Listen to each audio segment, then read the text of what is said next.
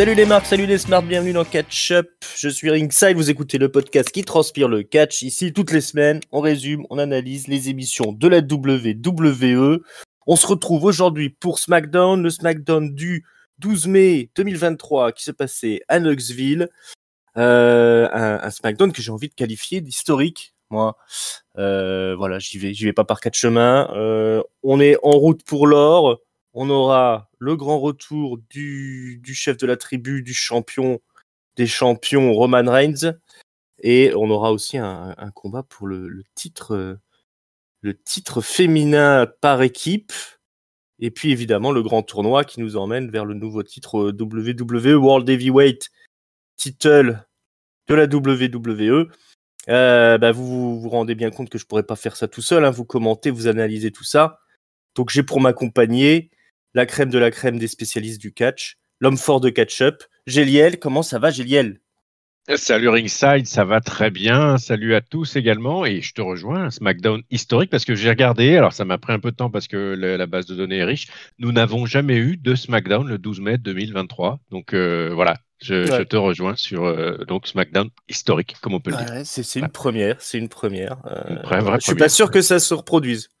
Qu'un 12 mai 2023, on ait un nouveau SmackDown. Donc, pas avant une révolution, la fin de la civilisation et qu'on reparte à zéro, quoi.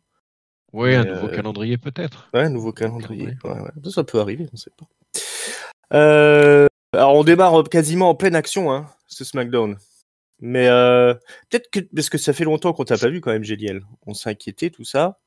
Tu peux peut-être nous dire ce que t'as pensé de Backlash? Ah, eh ben oui, écoute, je peux tout à fait vous en Je te dire ce que prends un j'ai peu pensé au de Backlash. débeauté, mais Oui, mais c'est pas très grave. Je vais essayer quand même de faire court. Moi, j'ai bien apprécié l'ambiance du pay-per-view. On était sur quelque chose qui était assez différent de ce qu'on avait l'habitude de voir. D'ailleurs, ça s'entendait aux ovations, aux chants, aux commentaires, etc., etc. La foule avait ce côté latino très prononcé. Donc, on n'avait pas les one two three, hein, vous avez bien vu. Hein, c'est les Undo Stress. Et Windows c'était 13. exactement. Et c'était vraiment vraiment très sympa. Euh, Globalement, alors j'ai pas vu le kick-off, mais sur les matchs, alors le Bianca Belair Io Sky, j'ai pas été forcément hyper emballé. Par contre, Seth Rollins, Omos, tout ça, j'ai trouvé ça vachement sympa. Pas emballé non plus par la partie Bronson Reed, Austin Theory.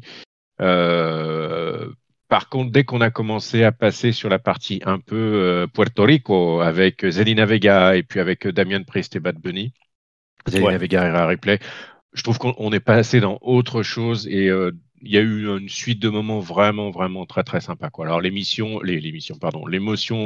évidemment palpable de Zelina Vega, c'était traverser le visage et tout le corps. Mm. Euh, on sentait que c'était une commande, mais n'empêche que ça s'est passé. Il y avait une communion avec le public. À aucun moment on a vraiment tremblé. Ripley était dans son rôle, Zelina Vega était dans son rôle. Moi, j'ai trouvé ça plutôt sympa, vraiment plutôt sympa. Ils ont bien fait de faire ce truc-là. Et Mm. pourtant, Dieu sait que Zelina Vega, c'est pas forcément ma catcheuse préférée, hein. Et on voit bien que voilà, il y a un déficit d'à peu près tout face à Rhea Ripley qui fait vraiment next-gen par rapport à Zelina Vega.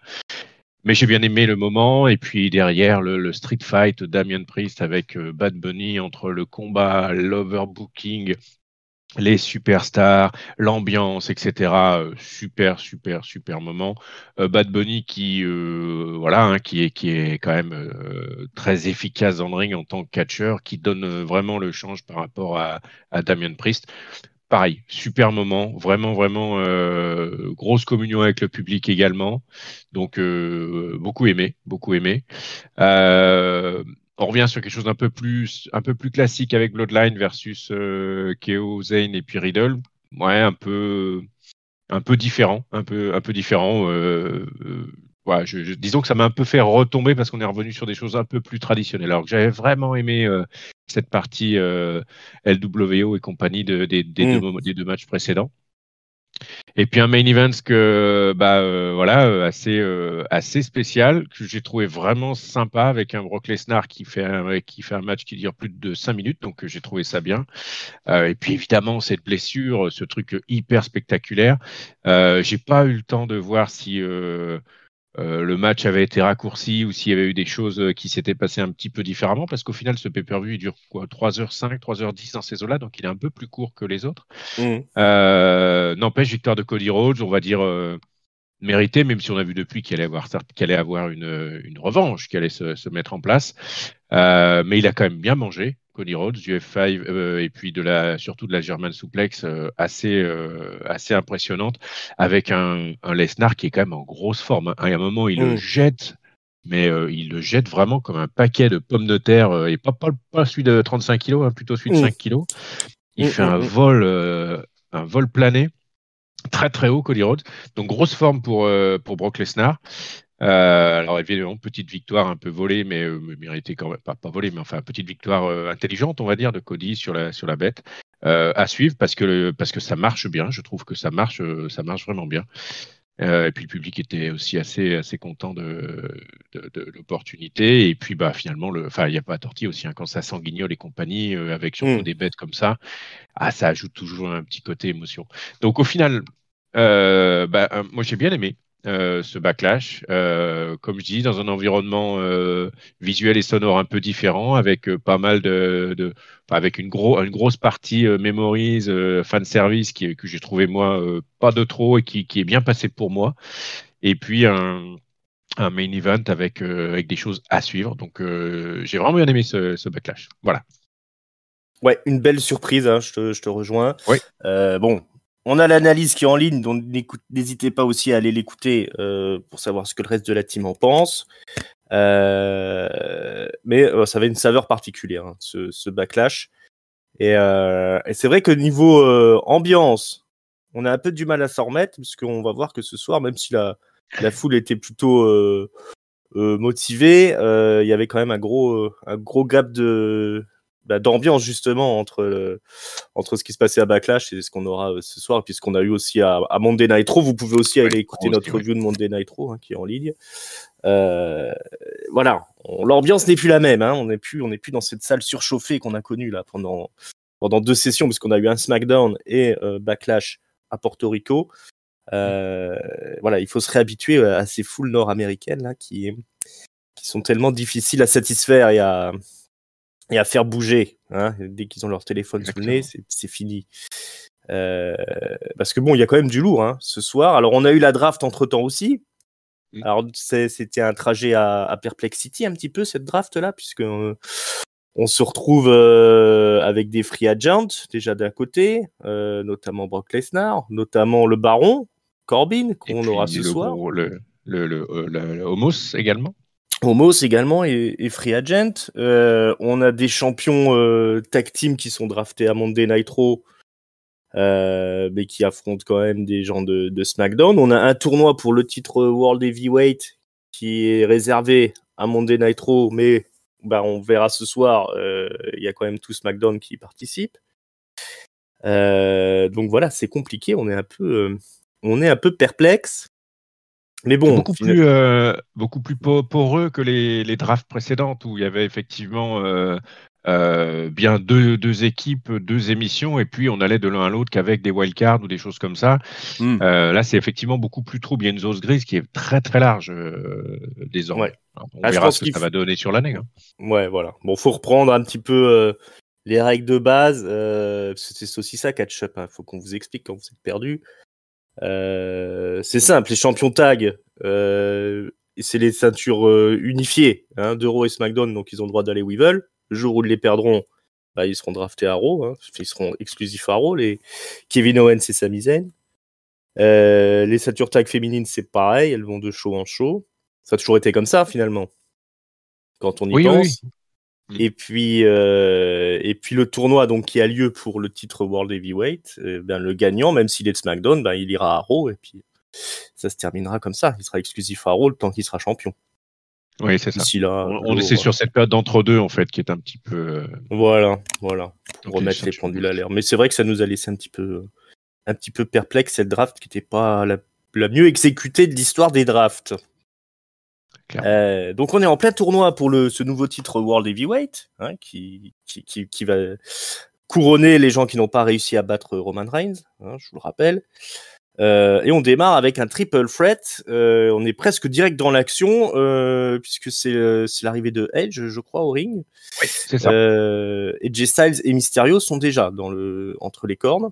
C'est ça, il y aura l'intro que de Edge, effectivement. Ouais. Et on a donc un triple threat, des familles qui s'engagent, qui va durer un bon quart d'heure. Du grand spectacle, avec un AJ Styles là, qui revient de blessure, qui fait le spectacle comme rarement dans un weekly.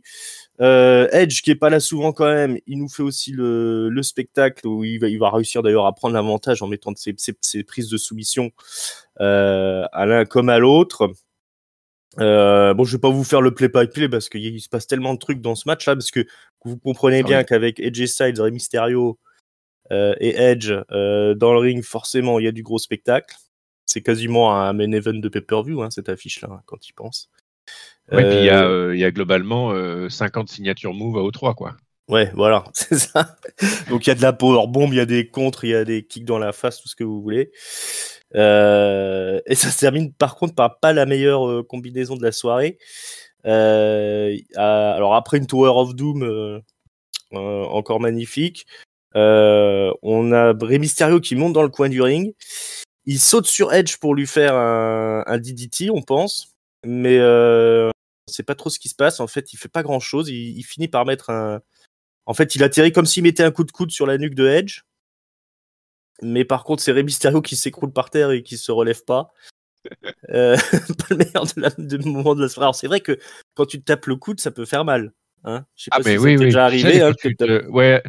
Contre un meuble, tu sais, tu fais aïe. Puis du coup, ça. Voilà, quand je te porte là, moi, je sais que des fois, voilà, je me retrouve par terre à me rouler de douleur. Mais du coup, Edge, il se relève lui de son côté, bizarrement, et pendant ce temps, il y avait AJ Styles qui a pris son élan sur les cordes et qui place son phénoménal forearm. Et on sait bien que ça, on s'en relève pas. 1, 2, 3 sur Edge. Victoire de AJ Styles.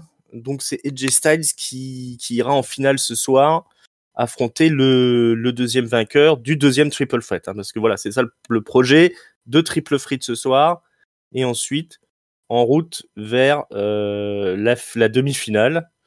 Les deux gagnants s'affrontent, hein. Donc là on a déjà un des deux gagnants, c'est AJ Styles. Qu'est-ce que tu as pensé de ce opener, bon Géliel?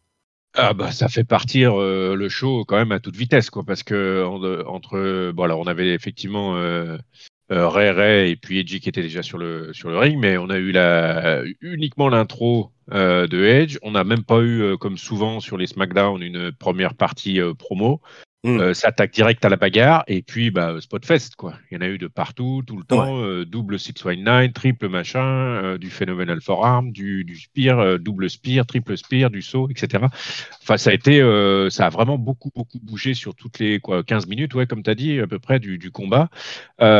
Super indécis en plus, parce que, à part Ray que j'ai trouvé un peu, enfin, qu'on n'a pas vu à un moment capable de faire la diff, franchement. Que ce soit Edge ou Edge Styles, on pouvait tout à fait se dire que c'était tout à fait legit qu'il y en ait un des deux qui avance au tour suivant. Ouais. Donc donc c'était en plus bien écrit parce que du coup on savait pas.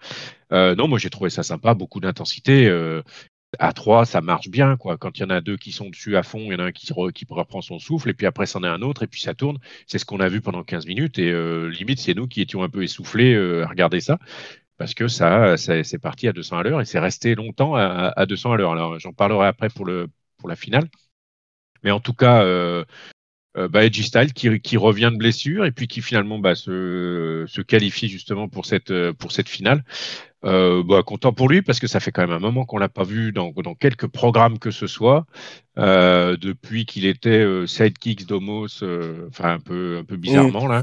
Ouais. Donc bien content qu'il revienne, et puis on va voir ce que ça va donner. En tout cas, super opener qui est parti à 100 à l'heure, quoi.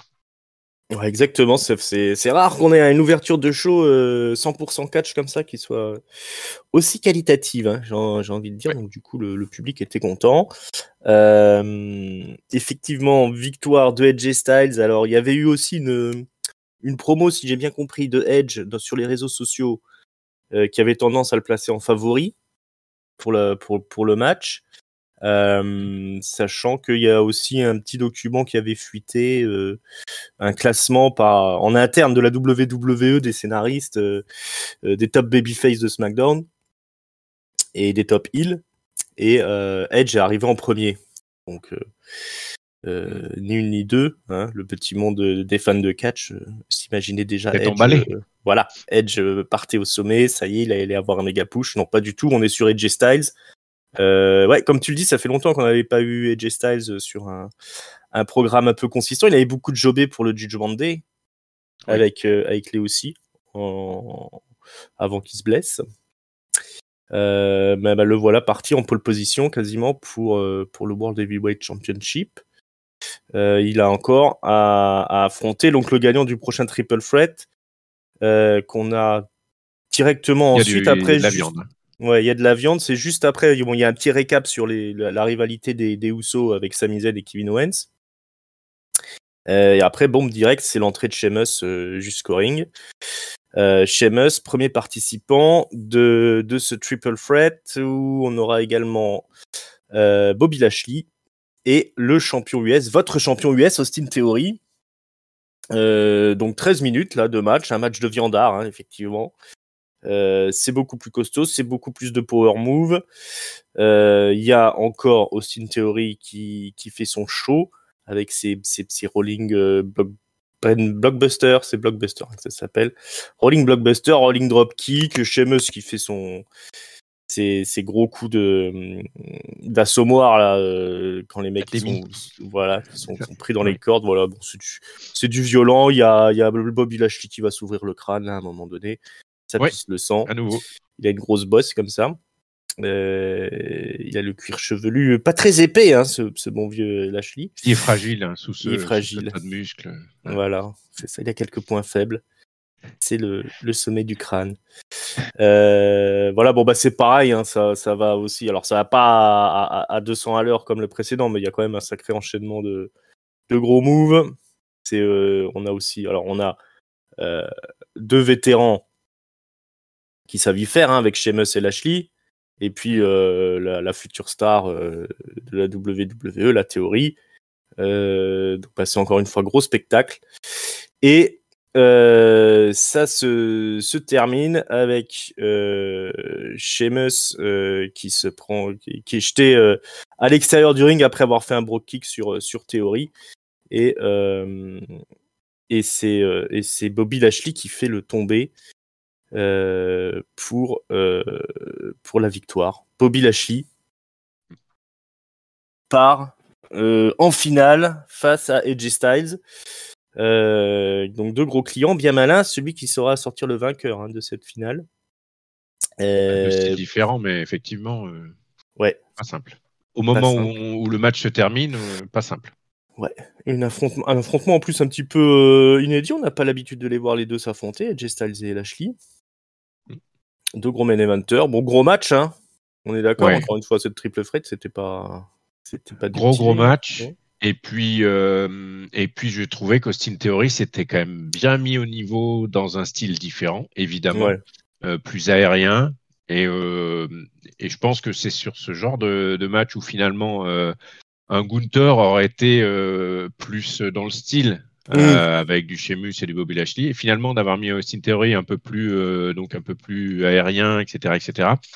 Et je trouve que ça rendait vachement bien. Et du coup, de voir aussi que sur ce style de match où il n'est pas forcément dans le match-up absolu, qu'il arrive à sortir quand même un gros match. Pour moi, ça continue à montrer à quel point Theory finalement est quand même très très très bon. J'ai toujours eu beaucoup de mal sur le positionnement initial. Là, il faut quand même reconnaître que c'est costaud, Theory.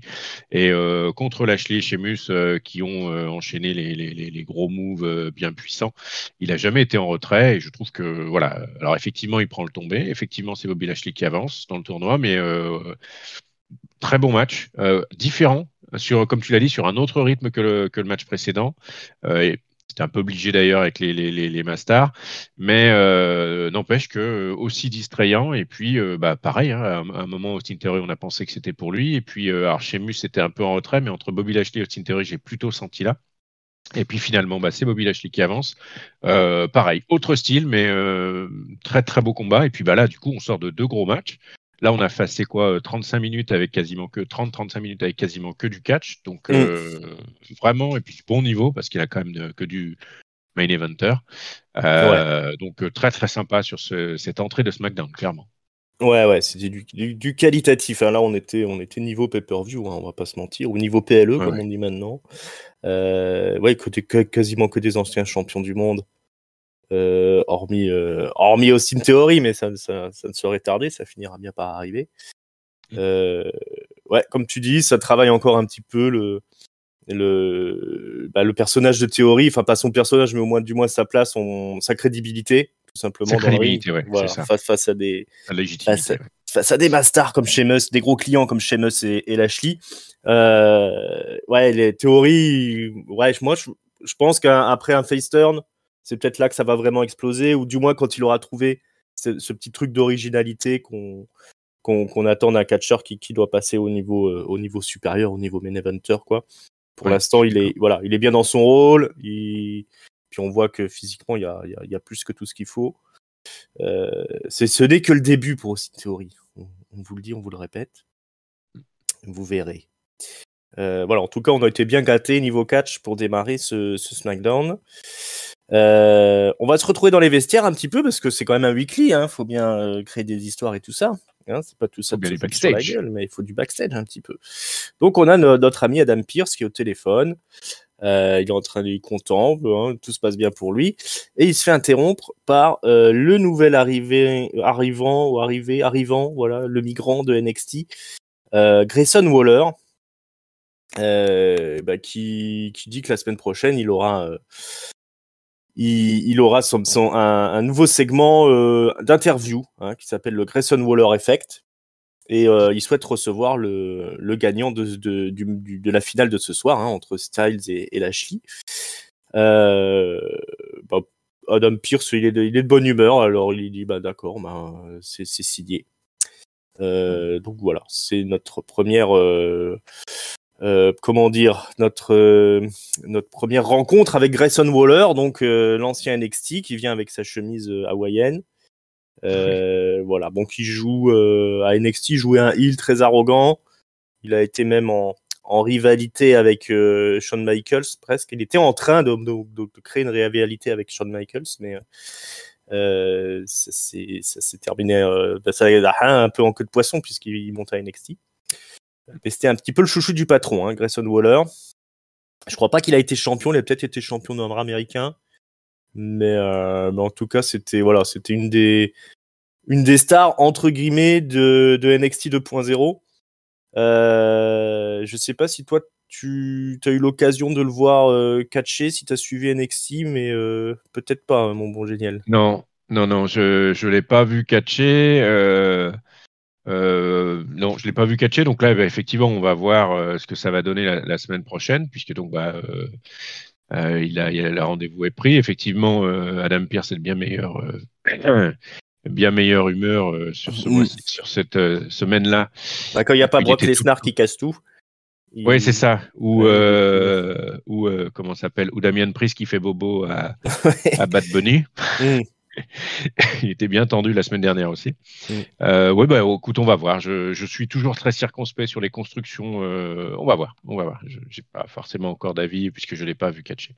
Par contre, sa chemise était belle, rien à dire. Voilà, sa chemise était belle. Tu pars sans a priori, tu verras la semaine prochaine ce qu'il en est. Bon, techniquement, c'est plutôt un high flyer. Et comme je disais, il était plutôt dans le rôle du heel arrogant, à la manière d'un Miz un petit peu.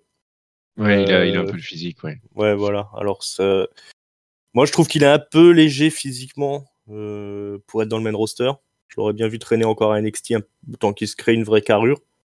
Maintenant, on verra bien. Il a un avantage au micro, c'est clair. J'ai peur qu'il prenne la place qui était dévolue à LA Knight. Donc ça m'embête un petit peu. Moi, je pars un petit peu avec un a priori pour le coup. C'est pas un catcheur qui me passionne, ce Grayson Waller, mais on verra. Ils ont l'air d'être derrière lui, ils ont l'air d'y croire. Donc à mon avis, on va en bouffer un petit peu du Grayson Waller. On verra ça. On va voir. À suivre. On a un autre arrivé, tiens, de NXT, qu'on avait vu passer la tête la semaine dernière, et qui ce soir a un match contre rien de moins que le nouveau favori des foules en France, le bon Baron Corbin. C'est Cameron Grimes, donc, qui débarque de NXT avec son personnage de millionnaire du ring babyface qui a fait fortune avec la crypto-monnaie. Il débarque au ring. Le Baron est déjà dans le ring, lui. Il prend le micro. Il dit, regardez, tiens, c'est Cameron Grimes, le dernier choix de la draft, le dernier high picked. Voilà, il va dans 2 secondes, il est sur le cul, puis on le renvoie à NXT, hein, rassurez-vous. Là, le match commence et ça dure près quand même de 6 secondes. Puisque Cameron Grimes fait un. T'es sûr? C'est les chiffres officiels. Hein. Alors, je pardon. suppose qu'on compte le son de la cloche. Ouais. Puisque voilà, Cameron Grimes fait ce qu'on appelle le Kevin, c'est un saut avec les pieds joints sur la poitrine de son adversaire à la manière d'un Kofi Kingston, quoi. Et c'est tellement puissant que le Baron ne se relèvera pas. Hein. 1, 2, 3, c'est un squash du Baron, à la grande rage des fans français. Et victoire pour son premier match de Cameron Grimes, victoire expéditive. Tu vas me dire, c'est un petit peu juste pour se faire une idée sur Cameron Grimes, mais choqué, surpris par cette victoire express. Disons qu'on n'aura rien vu de ce qu'il fait. Moi, on n'aura rien vu à SmackDown de ce qu'il sait faire, à part être très capable de se plier en arrière pour saluer la foule. To the moon. Voilà. C'est sa catchphrase. Très souple. Moi, je pense que j'y serais resté avec mon dos, mais après. Ouais, attention à la hernie, hein, quand même. N'est-ce pas? Et mais sinon, oui, faudra attendre le prochain match. Alors, est-ce que ça va? Je pense que ça peut lancer une feud avec le Baron et ça peut être quelque chose d'intéressant. Parce que là, on n'a pas vu grand-chose, quoi. On va voir. En tout cas, moi, ce que j'ai vu, je l'avais vu passer je l'avais vu passer. Il est devenu très, très, très balèze. C'est pour ça qu'il était. C'est peut-être pour ça que ça justifie le squash parce qu'il est devenu très très fort. J'ai vu des photos où il était pas aussi, il a dû passer un peu de temps à la salle parce que là il est quand même. Oui, c'est construit un physique pour arriver dans le main roster. Le gars de la WWE quand même. Voilà. Et du coup on va voir ce que ça donne, mais un squash pareil, je pense que ça va énerver très fort le Baron qui va revenir pour les semaines suivantes pour qu'il y ait une feud qui se monte entre les deux. Voilà. Bon, c'est bien pour démarrer une petite feud avec le Baron. Ouais, Baron qui est censé être free agent, hein, je vous rappelle. Également. Ah oui, ok. Ouais. Ah, mais le Baron il est free agent. Hein. Mais vu que c'est un pilier des shows, on risque de le voir assez souvent un peu partout à mon avis. Et voilà, il fait le job pour ce bon Cameron Grimes. Cameron Grimes, on verra ce que ça donne. Moi, je sais pas trop qu'est-ce qu'il peut apporter en plus à la WWE, comment il va tirer son épingle du jeu. On verra bien. Voilà, pourquoi pas en équipe avec le Baron, hein, ce serait pas mal aussi.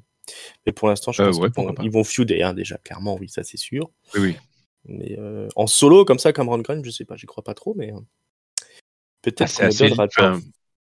Il a pas un truc qui le différencie sur les dernières arrivées. C'est des gars costauds, mastoc, pas de souci, mais pas lambda non plus. Mais je veux dire, il y a pas un fait saillant ou un élément qui fait qu'on les identifie, on les différencie. Alors il faut leur laisser le temps, hein, mais je sais pas, faut la voir. Ouais, puis son gimmick c'est pas très enthousiasmant, mais bon, on va voir. On va lui laisser le bénéfice du doute. C'est quand même un talent, c'est une bonne main, comme on dit. Qu'est-ce qu'on a après? Un petit vidéo package sur Cody Rhodes et Brock Lesnar. Hein, avec allez écouter la review de Monday Night Raw pour en savoir plus avec cette gueule cassée de Brock Lesnar là, qui est revenu faire sa fête à Cody. Ouais. Tout est dans notre review qui est dispo sur YouTube et les bonnes plateformes de podcast gratuitement. Et ensuite, c'est l'heure des choses sérieuses puisque c'est le retour de la Bloodline, la musique de Roman Reigns qui retentit, la foule est en folie. Évidemment, il arrive très lentement vers le ring, ce bon vieux Roman. Il est accompagné de Paul Heyman, de Solo Sikoa. évidemment des Usos, parce que ça va être un peu le conseil de classe des Usos hein, ce soir. Hein. Oui. Conseil de discipline même. Conseil de discipline carrément. Il va prendre le micro. Roman, il est venu pour parler. Hein. Il demande à se faire acknowledge, comme on dit, se faire reconnaître en français. Et bon, bah, il félicite Solo Sikoa dans un premier temps. Hein. Super, Solo, bon boulot en ce moment. Et après, par contre, ça va être l'heure de passer un savon au Uso. Donc voilà, il explique clairement, les gars, à quoi vous jouez là, c'est quoi cette histoire? Alors on se rappelle qu'il n'y a pas eu de contact entre les Usos et Roman Reigns hein, depuis des semaines, depuis que les Usos ont perdu leur ceinture à WrestleMania. Ouais. Donc il dit à quoi vous jouez là? Vous êtes incapable de reprendre les ceintures et en plus vous faites un match tag team et vous me le dédiez et vous perdez derrière, vous me dédiez une défaite. Ça sort d'où? C'est quoi cette histoire? J'ai je catch pas en équipe. C'est pourquoi vous voulez me dédier une histoire, vous voulez me dédier un match tag team. Il y a dans la Bloodline, dans notre lignée, il y a des grandes équipes. Vous auriez très bien pu leur dédier cette histoire. Donc ça va pas. Et puis il commence à engueuler Jimmy. Il dit parce que Jimmy, il a un sourire un peu crispé, il rit jaune. Alors ça passe pas. Roman Reigns il dit qu'est-ce qu'il y a? Je te fais marrer, tu rigoles, qu'est-ce qu'il y a à rigoler là? Tu crois qu'on est en train de réenregistrer une pub à la con là? Comme on a fait, on fait un pastiche des affranchis, à quoi tu joues? Et puis il va même lui mettre. Alors maintenant il va falloir vous excuser les gars. Hein? Il dit les gars, voilà, tout ce que je veux entendre qui sort de votre bouche, c'est je m'excuse ou je vous présente mes excuses. Ou voilà, ça se reproduira plus et rien de plus. Très remonté Roman Reigns. Ouais. Ah ouais, non, ça passe pas. Et puis il y a malheureusement Jimmy, il peut pas s'empêcher de rigoler alors qu'on a un Solo Sikoa imperturbable. Hein. Donc ça va même aller jusqu'à la poussette et puis la petite gifle un peu faciale à Jimmy. Alors bizarrement Jimmy il commence à s'énerver, c'est presque parti pour la bagarre, mais il y a Jay qui s'interpose et qui dit qui gueule, on s'excuse, pardon, pas notre faute. Et donc du coup ça calme un petit peu Roman, qui donne la parole à Paul Heyman, et Paul Heyman qui va annoncer tout simplement que ça va être l'heure de récupérer les ceintures. Hein, il va falloir réparer l'affront qui a été fait à la Bloodline, donc les ceintures tag team. On va aller les chercher à Night of Champions, puisque pour représenter la Bloodline, vont y aller pour affronter Sami Zayn et Kevin Owens, non pas les Usos, mais bien Solo Sikoa et the head of the table, le chef suprême lui-même, Roman Reigns. Solo Sikoa, Roman Reigns iront affronter Kevin Owens et Sami Zayn pour les titres unifiés de la WWE en équipe. Voilà, Roman Reigns quitte le ring après avoir dédié le futur match à la grande équipe de la Bloodline, hein, la grande équipe de la lignée, c'est-à-dire Afa et Sika, les White Samoans, la greatest tag team of all time, hein, d'après Roman Reigns. Les White Samoans, Afa et Sika. Souvenez-vous, c'est eux qui avaient intronisé comme chef de la tribu Roman Reigns. Hein, il y a quoi, 3 ans maintenant, quelque chose comme ça. Ah oui. Et, la cérémonie, ça avait démarré avec ces deux-là, Afa et Sika. Voilà, Roman Reigns quitte le ring avec Solo Sikoa, puis les Usos se retrouvent un petit peu comme des cons au milieu du ring, pas trop rassurés. Après, dans les vestiaires, ils vont avoir une petite altercation avec la LWO, qui se fout un peu de la gueule des Usos. Ça passe pas trop. Il y aura un match la semaine prochaine, je crois, entre les deux équipes. Voilà. Alors, dis-moi, qu'est-ce que tu as pensé de ce segment, ce grand retour de Roman Reigns et cette nouvelle étape dans l'histoire de la Bloodline? Très sympa. Hein. Très énervé, Roman Reigns. Là, au micro, il a été incroyable. Ouais. On l'avait déjà, mais là, je trouve que, en plus, non, je trouve qu'il a manié un peu toutes les émotions entre l'énervement, le sarcasme, tout y était quoi. Et puis, il commence effectivement à s'en prendre un peu au Uso qui le représente mal, quoi. C'est juste ça qu'il dit, quoi. Mm. Et puis, ça tombe juste, ça sonne juste. Il pousse parce que c'est lui le chef de la table. Il tient quand même à le rappeler. Il emmène avec lui Solo Sikoa qui prend du grade sur l'histoire. Et puis, la manière dont c'est présenté par Paul Heyman quand il prend le micro pour aller reprendre cette ceinture, où finalement il fait tout comme s'il allait à nouveau avoir les Usos qui allaient reprendre leur ceinture et puis qui bascule sur le fait non, ce sera Roman Reigns et Solo Sikoa. Je trouve que c'est pareil, c'est hyper bien amené, hyper bien raconté. Donc nouvelle étape. Alors il y aura encore il y a un match qui va suivre, donc l'histoire va continuer à se dérouler.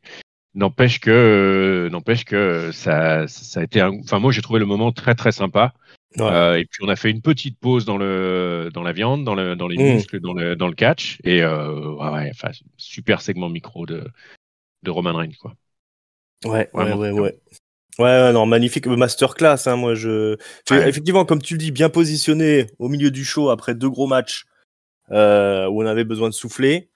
Un acting de Roman Reigns et puis de tout le monde, hein, en fait. Les Usos, ils sont incroyables aussi hein, dans leur jeu de un peu d'ados qui se sont fait prendre et qui se prennent à savon là par le daron. Solo Sikoa, toujours imperturbable. C'est énorme aussi ce qu'il fait Solo Sikoa. Hein. Franchement, pour un mec qui est arrivé il y a si peu de temps dans le roster, comment il tient son perso, la nage là. Alors effectivement, il n'a pas grand chose à faire à part rester stoïque, Alors, c'est mais ce que j'allais dire. Il est quand même ultra minimaliste dans l'expression de ce qui se ouais. passe, quand même. Mais Mais il n'y a pas de fausse note. Au moins, on peut au moins lui accorder ça, quoi. Il n'y a pas de fausse note dans la manière dont il présente le perso. Il est effectivement toujours très. Enfin, il intervient à bon escient. Même dans son rôle minimaliste, il a juste quand il met un bras ou il intervient, mmh, autre chose comme ça. C'est juste. Donc, ouais. nul doute qu'il pourra continuer à aller un peu plus loin après. Mais ouais, effectivement, il est là depuis très, très peu de temps et on a l'impression qu'il est là depuis toujours à côté de Roman Reigns, en fait. C'est Mmh. assez dingue. C'est assez dingue, ouais, ouais. Bon, il y a toujours Paul Heyman et ses mimiques qui fonctionnent. Je trouve que la réalisation, elle est impeccable. Euh, on est vraiment sur un niveau high level. On sent qu'ils les ont travaillés, quoi, les segments là. Hein. C'est pas du. Enfin, Et, j'ai rarement vu un tel niveau de réalisation, d'exécution de l'acting à la WWE, hein, même dans les gros moments. On est vraiment sur une autre manière de faire là, j'ai l'impression, mais qui paye. Hein. Ouais, et puis j'ai aussi l'impression que ça a fait un peu, alors tu le dis, mais ça a fait progresser un peu tout le monde parce que Mm. les angles de caméra sont justes, les changements sont bons, les focus sont bons, l'émotion, chaque fois qu'il doit se passer quelque chose, on le rate pas, et on l'a Mm. souvent en zoom quand c'est important, Ouais. etc. Ah ouais. Donc, tout le monde j'ai l'impression que tout le monde a progressé sur ce type de segment un peu émotionnel et promo, quoi. Ouais, ouais, ouais. Ouais, ouais. Non, là-dessus, on sent que c'est vraiment le truc sur lequel ils travaillent le plus hein, sur ces dernières semaines, derniers mois, dernières années. De toute façon, c'est le grand projet. Moi, je pense que les héros de SmackDown, c'est les Usos en fait. Hein. Euh, et sur Roman Reigns, moi, tu sais quoi, avec son jogging là, floqué avec son petit, sa petite silhouette, moi, ça m'a fait penser à Michael Jordan en fait. Ben oui, oui, Hein, exactement, le Jumpman. ils Exactement. sont en train de nous écrire une variante de la grande saga des Chicago Bulls en fait, avec les Usos. Le Roman Reigns c'est Michael Jordan et puis il drive sa team de champions. On sait que De manière maintenant un qu'on peu a tyrannique aussi, voilà, comme Michael Jordan pouvait l'être, effectivement. c'est ça, tu vois le mec un peu mégalo la machine quoi. Et Ouais. enfin mégalo perfectionniste voilà qui hésite pas à engueuler ses partenaires quand ça va pas comme il veut. Voilà, je pense que l'histoire, l'inspiration, elle vient de là en fait, et bien qu'on va rester de toute façon sur la Bloodline. C'est ça l'histoire centrale de la WWE en ce moment. Voilà, les grands champions qui marquent l'histoire, quoi, les grands clans.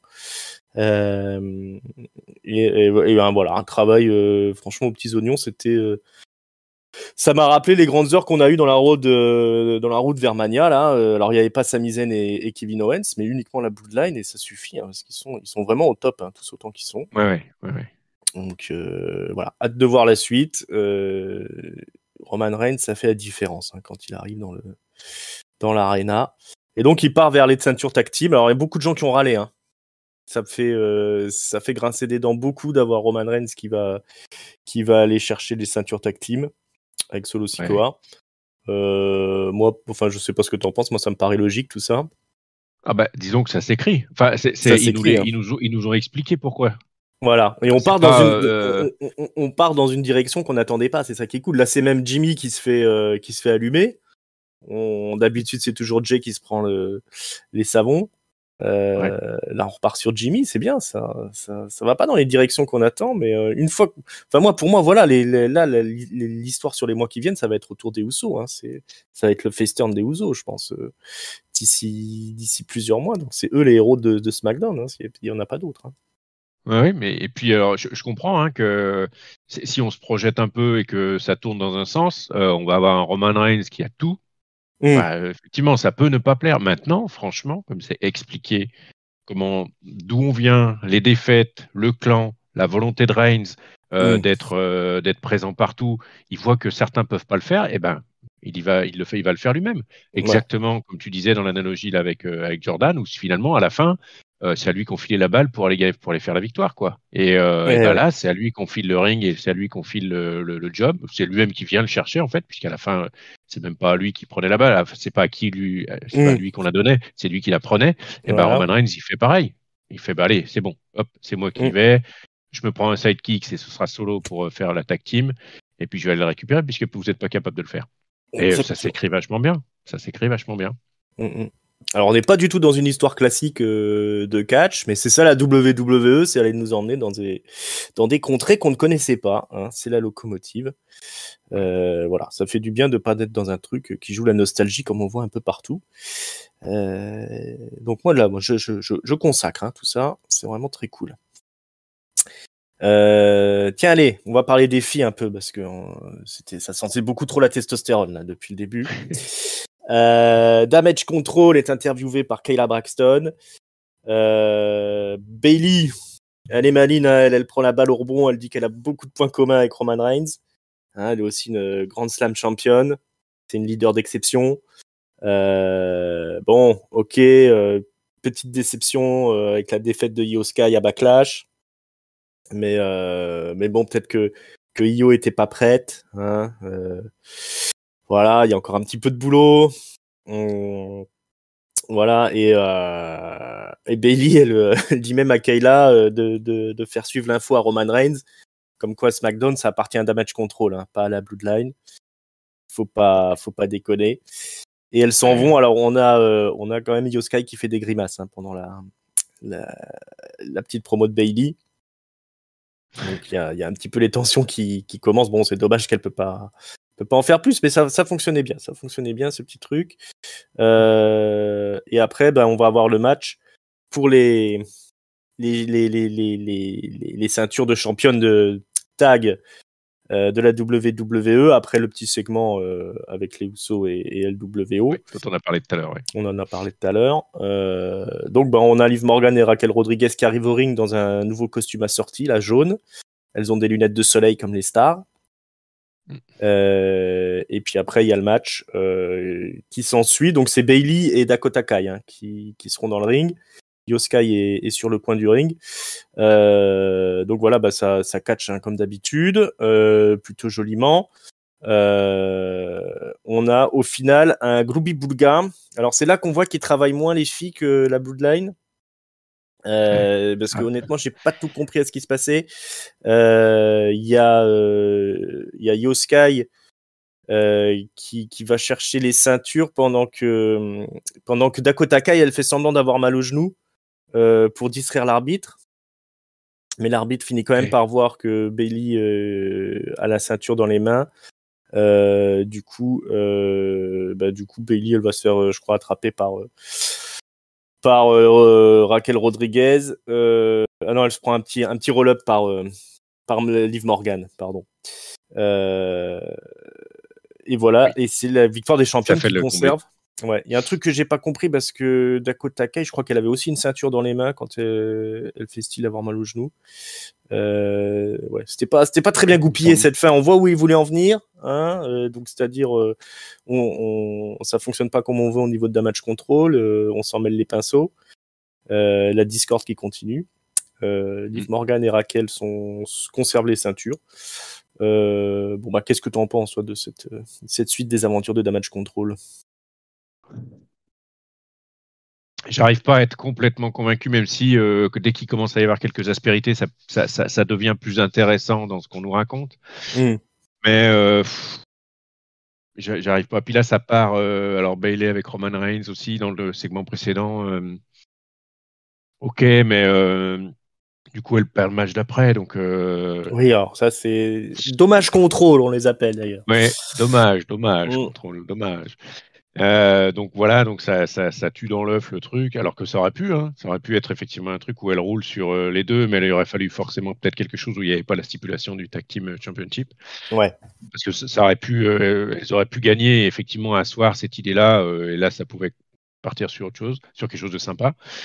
Sinon, j'ai pas été emballé, quoi. Le Liv Morgan, Raquel, alors ça fonctionne bien, la grande qui envoie la petite, qui s'en sert comme arme. Alors, c'est difficile cette équipe, hein. Moi j'en peux plus des deux. Il y a quand même des moments, c'est un peu too much là où elle s'en sert comme un marteau de Liv Morgan. Là. Ok, moi je vais te dire un truc. Moi je trouve que, alors je sais qu'il y en a beaucoup qui avaient des espoirs sur elle, mais je trouve que Raquel Rodriguez, elle est pas bonne dans le ring. Hein. Ça fait tâche, je trouve, comparé. Autant Liv Morgan, je trouve qu'elle s'en sort plutôt bien, mais Raquel. Je trouve que ça marche pas, quoi. Ça marche pas.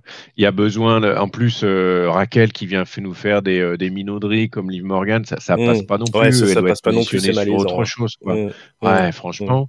Et puis, moi, Liv Morgan, j'ai finalement identifié ce qui me pose souci, c'est qu'en fait, elle a aucune. En fait, il y a un gros truc qui est différent.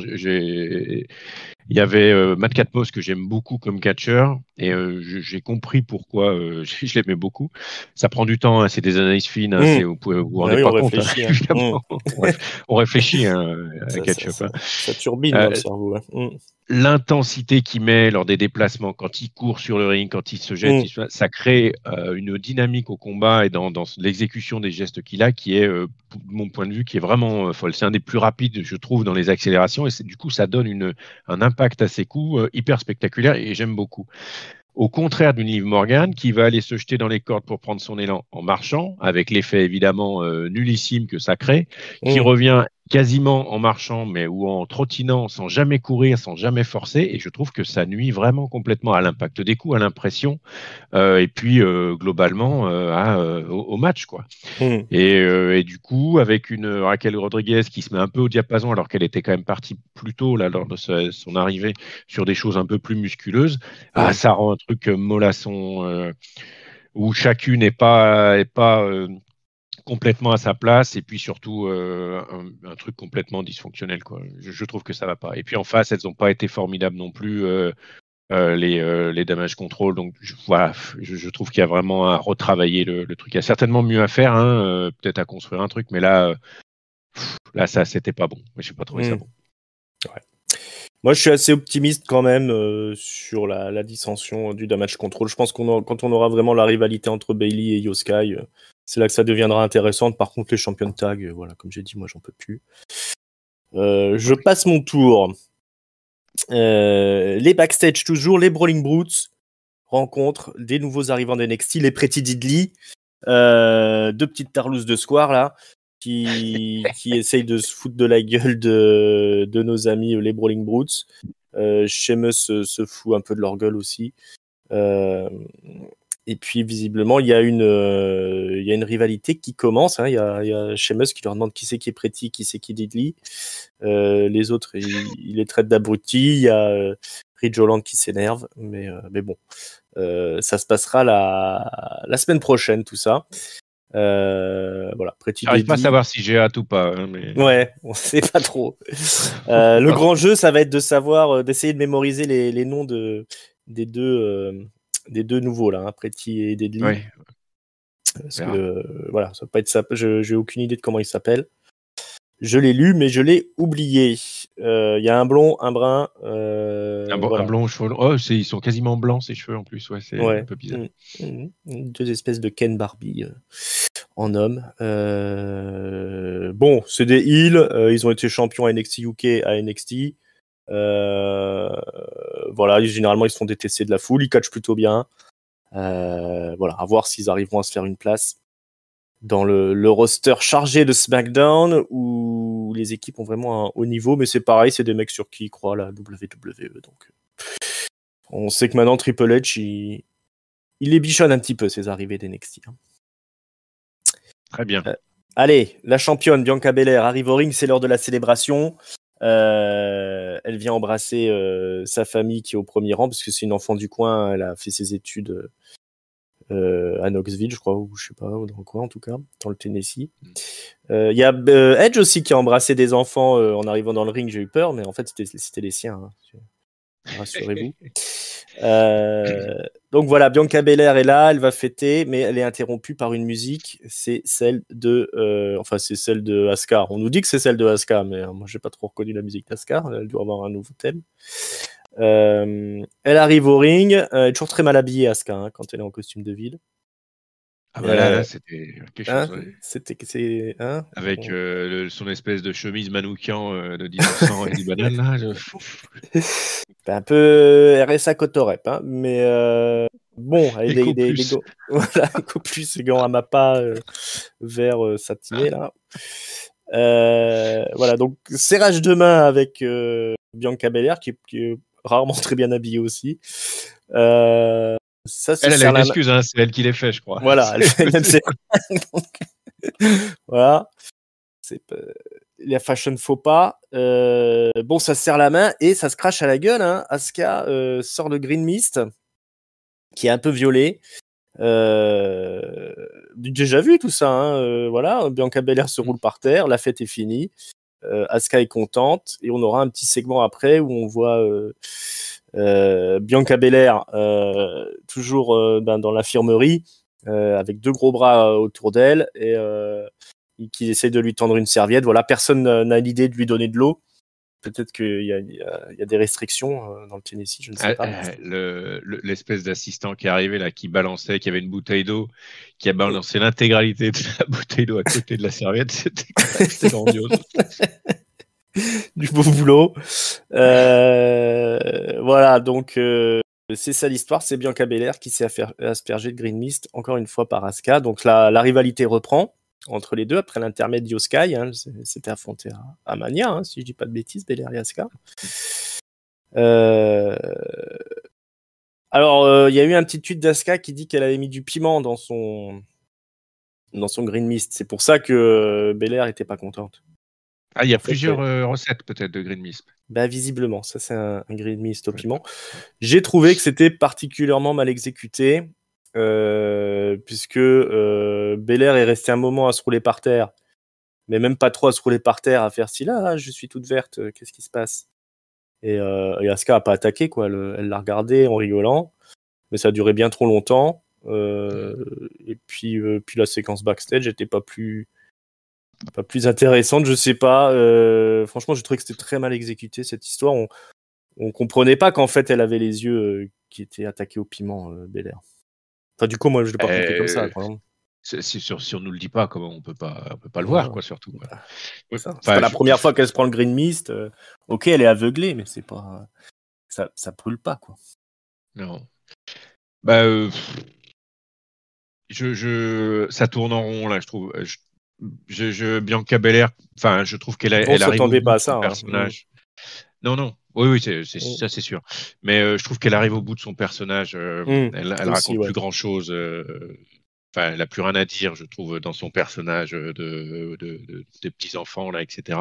Alors j'imagine bien qu'elle doit avoir un paquet de poupées et que ça doit les embêter de la réécrire sur autre chose. Il n'empêche que voilà, je trouve que là, elle est devenue assez lisse dans ses sorties, etc., etc. Et même si elle est toujours positionnée très forte, hein, et elle le montre, il n'y a pas de souci quand elle catch. Mais je trouve que c'est un peu, voilà, on arrive en fin de cycle pour moi.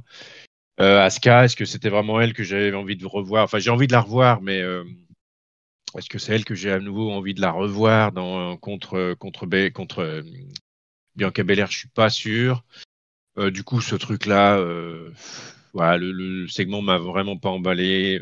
Entre du trop sur la réaction de Belair, puis du pas assez, au contraire, quand une fois qu'il y a eu le Grim Mist, pour qu'elle puisse aller lui en mettre une éventuellement, Asuka, Bianca. Ouais, ça a oscillé entre le. Enfin, ouais, je suis pas sûr que enfin, c'était pas très bien écrit, et puis en plus, ça a été encore moins bien, je trouve, réalisé. Et puis, voilà, son pantalon rouge et sa veste, là, faut arrêter. Sa chemise, non, non, non, non, non. Un styliste, trouver un styliste à Asuka, c'est pas possible. Ouais, franchement. Donc, non, j'ai pas aimé le segment, puis surtout, il me semblait qu'on avait fait le tour du truc, donc je pensais qu'on allait repartir sur autre chose, surtout. Voilà. Ouais, on n'est pas hypé pour la suite, clairement. Mauvais boulot, là, mauvais boulot. Allez, on retourne chez les mecs. C'est l'heure du main event. Je crois que j'ai rien oublié. Bon, à part qu'on nous annonce ce qu'il y aura la semaine prochaine. Hein. Donc, il y aura une rencontre entre Roman Reigns, Solo Sikoa et les champions. Mysterio et Santos Escobar affronteront les Usos. Et les Brawling Brutes affronteront Pretty Deadly. Sans oublier Pretty et Deadly. Et Grayson Waller sera là pour interviewer le gagnant du match qui suit. AJ Styles contre Bobby Lashley, 12 minutes 3 secondes précisément de catch. Ça va dans tous les sens, encore une fois. La puissance de Bobby Lashley qui sait faire coudre le crâne contre l'agilité, la rapidité de AJ Styles, la technicité de AJ Styles. Oui, on l'avait. Voilà, gros match et phénoménal forearm pour la victoire d'AJ Styles. Ouais. Hein ouais. Voilà. Alors, qui survit à tout ce que lui envoie Lashley. Dis-nous tout, vas-y. J'ai senti que AJ Styles était revenait, quoi. J'ai l'impression que là, le deuxième match à grosse intensité pour AJ Styles, il l'a fini un peu sur les rotules, j'ai l'impression. Et du coup, ça allait quand même beaucoup, beaucoup moins vite que ce qu'il a pu faire sur le premier match. C'est quand même 1 heure pour se reposer, mais bon. Du coup, j'ai trouvé ça un peu moins impactant, un peu moins costaud, et voilà, j'ai trouvé Bobby Lashley beaucoup plus en forme au final, ce qui fait que la victoire finale, même sur un phénoménal forearm classique, passe. Je l'ai trouvé vraiment un peu en dessous sur ce match-là, avec pas l'intensité qu'il y avait eu sur les 2 Triple Threat précédentes, ce qui est normal vu la configuration des Triple Threat qui amène à des trucs qui voltigent dans tous les sens, ou qui au moins ne s'arrêtent pas. Donc un peu déçu par ce main event d'un point de vue catchesque. Par contre, plutôt content que Jay Styles aille se cogner Seth freaking Rollins pour la ceinture. Et puis on va voir ce que ça va donner, quoi. On va voir ce que ça va donner. Ouais, alors là, on est plutôt hypé. Du coup, moi, je te trouve un peu dur. Moi, j'ai bien aimé le match. Après, c'est sûr qu'après tout ce qu'on avait eu dans la soirée, on était gavés.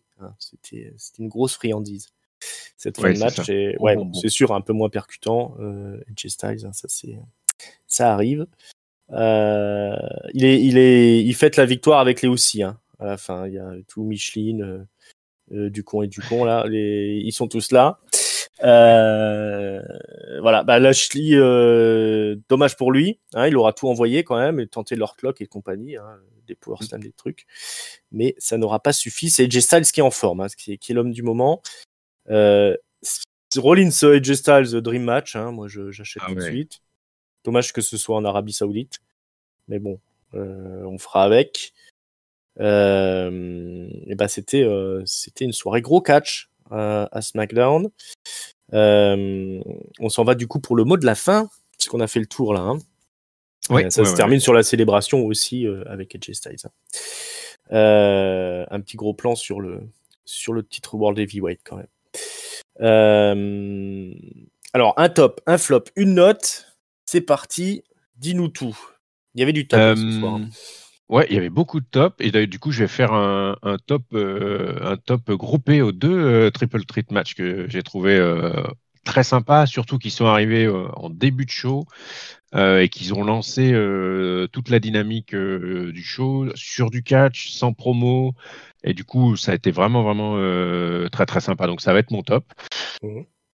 Mon flop, alors je vais le mettre au WWE Women's Tag Team Championship, mais pour plusieurs raisons. Un, parce que j'ai trouvé que in-ring, c'était pas terrible, les associations marchent moins bien, et puis l'histoire avec des petites piques dans un sens qui marchent pas. Enfin, voilà, j'ai trouvé que c'était mal écrit, mal réalisé, et du coup, voilà, on sent, en fait, ça met en creux, ça fait apparaître le moins de boulot, quoi, moins d'investissement qui est fait sur les storylines féminines versus, en plus, on sort d'un segment monstrueux avec la Bloodline, quoi. Euh, voilà, je trouve que c'est même, allez, je le mets à la WWE en fait, pour nous avoir de manière assez criante montré qu'ils se foutaient de la tag team de la division féminine. Voilà, je le ressens comme ça en tout cas. Mal écrit, mal réalisé, pas assez de temps, etc., etc. Donc Ouais. voilà, voilà. On C'est leur la a forcé la WWE main. qui prend à la place des filles qui ont fait peut-être avec la matière qu'on leur avait donnée, indépendamment de leur capacité catchesque. Et Quel puis sinon gentleman. pour ma note. Ah oui, non, mais j'épargne. Mm.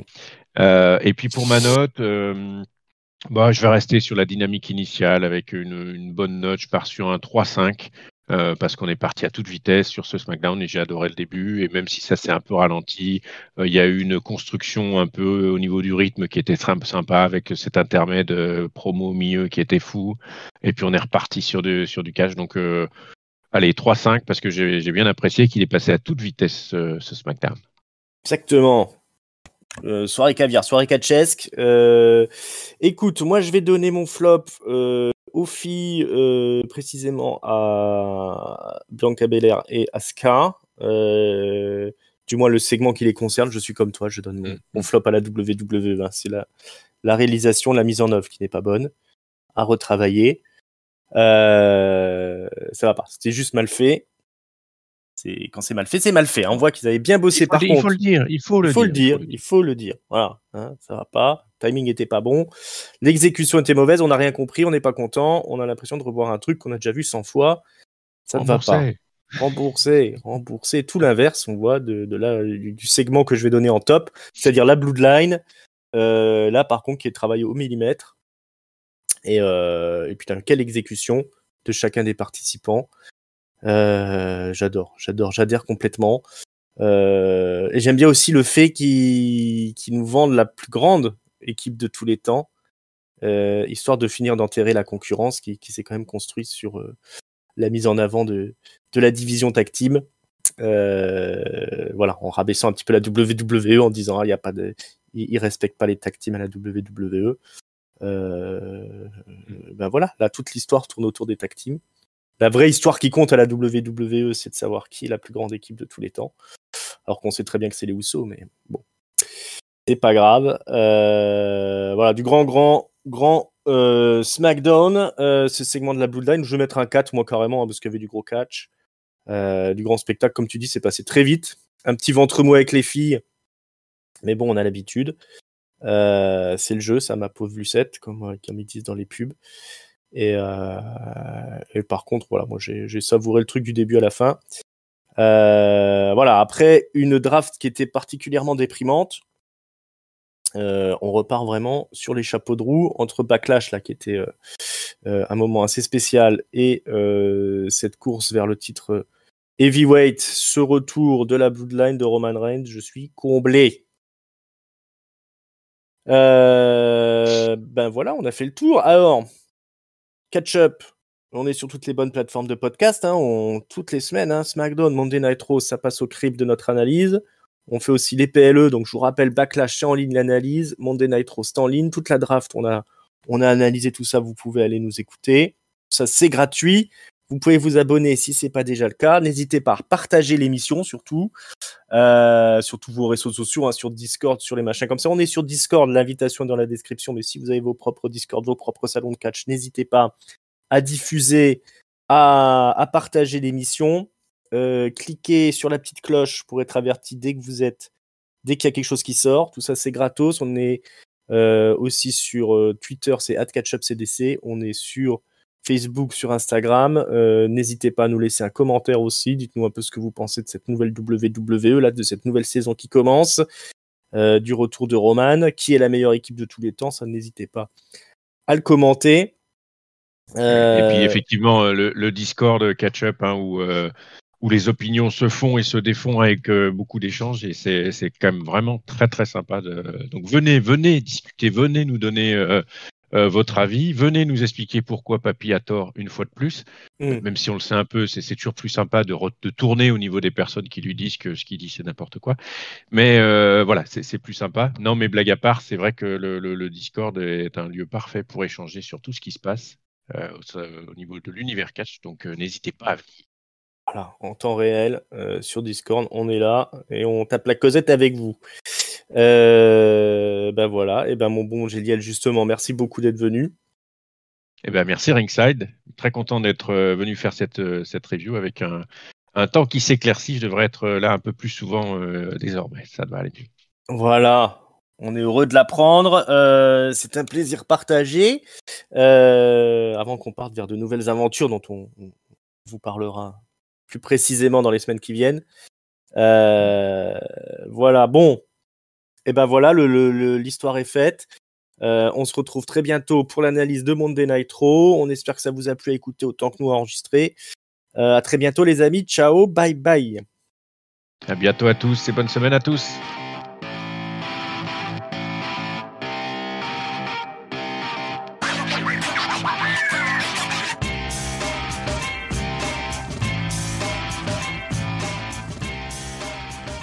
On est d'accord que ça manquait de nazi un petit peu cette édition de SmackDown. Et pourtant ils nous ont fait des teasers dans tous les sens. Je me suis dit ça y est, j'étais allé chercher mes bottes et puis finalement ouais, tout ça pour rien. On range le casque à pointe dans l'armoire.